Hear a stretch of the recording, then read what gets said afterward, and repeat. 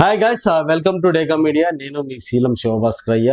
So ఈ రోజు promo 1 big boss review గురించి నేను మాట్లాడతాను. సో ఇన్ని రోజుల తర్వాత బిగ్ బాస్ హౌస్ లో వాష్ ఏరియాలో అందరూ కూడా నవ్వుకుంటూ కనబడ్డారు.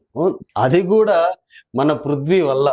పృథ్వీ అండ్ నిఖిల్ వీళ్ళిద్దరు ఫన్ కన్వర్జేషన్ అన్నది చాలా అంటే చాలా హ్యాపీగా ముచ్చటేసింది. సో ఆ ముచ్చట ఏందో మనం కొంచెం విశదీకరించుకుందాం అన్నట్టు. సో జనరల్గా ఎవడి వస్తువులు వాడు తీసుకొని పోతాడు. అంటే బ్రష్లు, పేస్టులు అన్నీ కూడా. మరి ఏం జరిగిందో తెలియదు, వేరే వాళ్ళ పేస్ట్ను వాడుతున్నాడు మన పృథ్వీ. అది కూడా నిఖిల్ది వాడుతూ ఉన్నాడు. జనరల్గా అక్కడ అన్నీ ఉంటాయి కాబట్టి మనోడు పృథ్వీ ఏం చేసినాడు, క్రీమ్ పెట్టుకొని బ్రష్ చేస్తా ఉన్నాడు.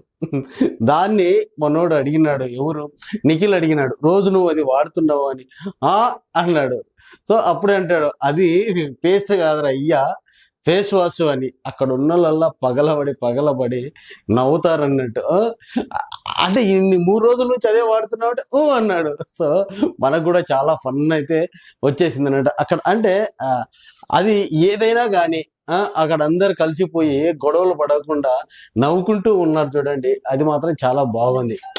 మామూలుగా మన ఇంట్లో నవ్వుకోవడం వేరుంటది, ఆల్ సెలబ్రిటీస్ ఒక ప్లేస్ లో ఉండి నవ్వుకోవడం ఇంకొకలాగా ఉంటది అన్నట్టు. సో అదే అక్కడ జరిగింది అన్నట్టు. అండ్ నవ్వు బిగ్ బాస్ టైం వచ్చింది అన్నట్టు. సో బిగ్ బాస్ ఇలా మాట్లాడుతున్నాడు అన్నట్టు, ఏమని, సైన్యం లేని రాజు కాదు, అలాగే చీప్స్ కి ఒక క్లాన్ కావాలి, చీప్స్ వారి క్లాన్ ను నిర్మించుకునే సమయం వచ్చింది అన్నటువంటిది చెప్పినాడు. యాక్చువల్లీ ఇక్కడనే ఏంటంటే గనక అంటే ఎక్కువసేపు ఎవరిని నవ్వుకుంటా ఉంచలేడు అన్నట్టు బిగ్ బాస్.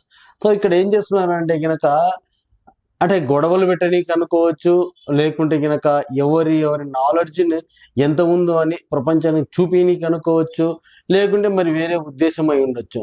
సో వాళ్ళలోనే మీకు ఎవరెవరు కావాలో చూజ్ చేసుకోండి, మీకున్నటువంటి సోర్స్ తోటి అన్నటువంటిది చెప్పడం అయితే జరిగింది. సో ఇక్కడ వచ్చేసి ఫస్ట్ మనము నిఖిల్ ఏమని మాట్లాడుతున్నా అంటే, smartness and particular punctual time and observation చేస్తాడు, తను నాకు కావాలి అన్నట్టు అభయ్ సైడ్ అయితే చూస్తాడు.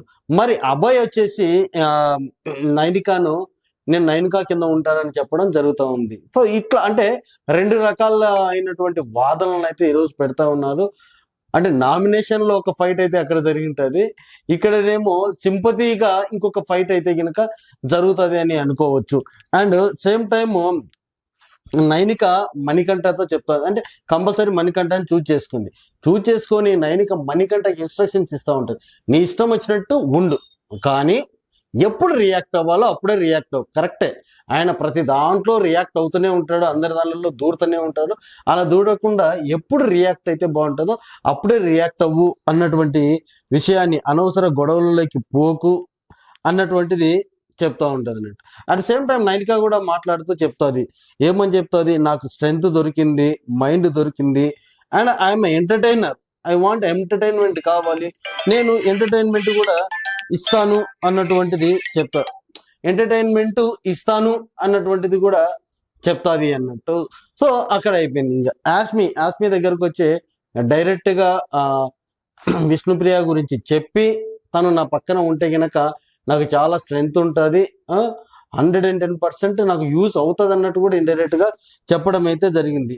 And true colour of him, ఆ మనుషులను గెలుస్తాడంట, ఈ ఆడ పులిని ఫైట్ ని ఎదురు ఇస్తాడో లేదో నువ్వు చూడాలని ఎవరికో చెప్పినట్టు చెప్తా ఉంది సానియా.